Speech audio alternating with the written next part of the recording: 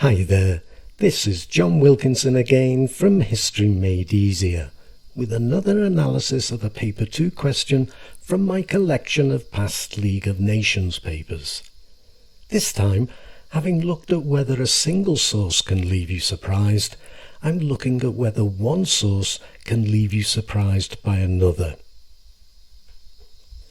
Now, if source D is to leave me surprised by source C, I have to know what source D says. Well, it's Woodrow Wilson speaking, so I know it's going to have positive things to say about the League, its purpose and how it can be effective. Defending the rights and improving the conditions of working people, men, women and children all over the world, he says. But he also warns it can only be effective if every great fighting nation in the world is on the list of those who are to constitute the League of Nations. Of course, he says this in urging America to join, and he says it being the one who pushed and pushed for a league, regarding it as essential if a lasting peace is to be achieved. So, I've already added purpose into my thinking and my answer. Whereas Jan Smuts, even though he too favours a league, presents a more cynical view, saying that the diplomats supposedly in support of the league are only paying lip service to the idea in an attempt to mislead people. He believes they will carry on diplomacy in the way they have always done, putting national interests first.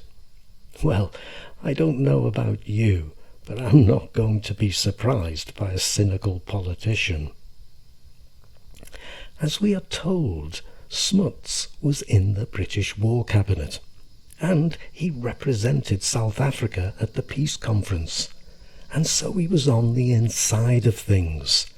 He knew British thinking with regard to Germany and its allies, and the League, and he was mixing with fellow delegates at the Peace Conference, so knew their opinions too.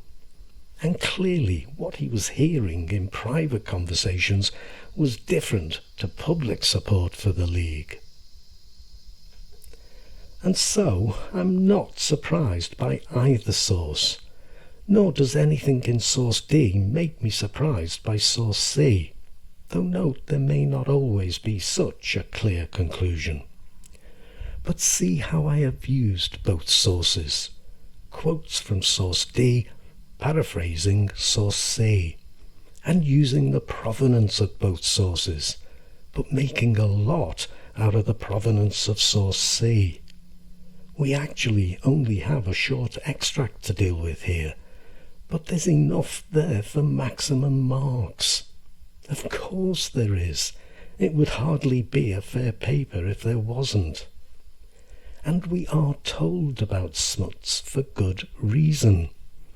Remember, I keep saying this is a friendly paper. Well, it's partly because an awful lot of your marks are sitting on the paper right in front of you. You just have to make use of what's there. Though I have also used basic knowledge about President Wilson and about the nature of most politicians. Paper 2 is your friend.